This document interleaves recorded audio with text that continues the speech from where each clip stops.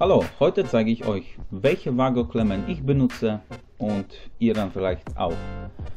Das sind die Vago-Klemmen, die jeder kennt. Das sind die alte Version, sage ich mal.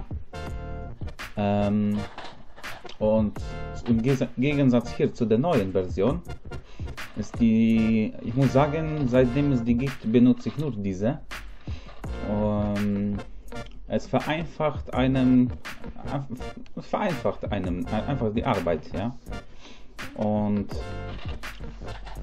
allein schon durch die Bauform, die kompakte Bauweise und das transparente Gehäuse. Man sieht immer, ist die Ader richtig drin, steckt sie richtig drin, ist Kontakt vorhanden.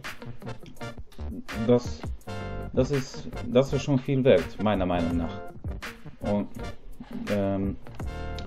außer diese, das ist jetzt für 5, außer diese benutze ich auch diese für 3, weil man hat ganz oft 4 Adern oder halt nur 2 oder halt 3.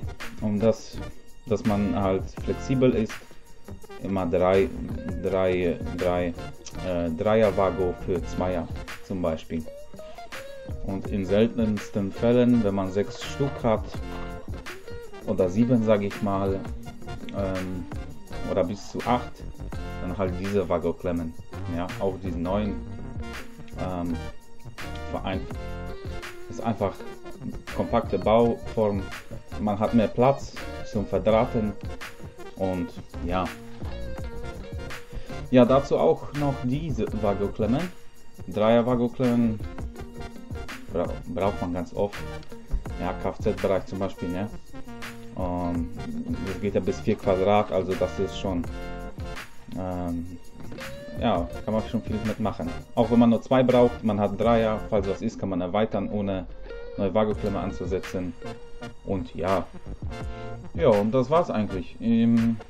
Ja, wenn ihr sonst noch Fragen habt, einfach Kommentare schreiben. Bis zum nächsten Mal.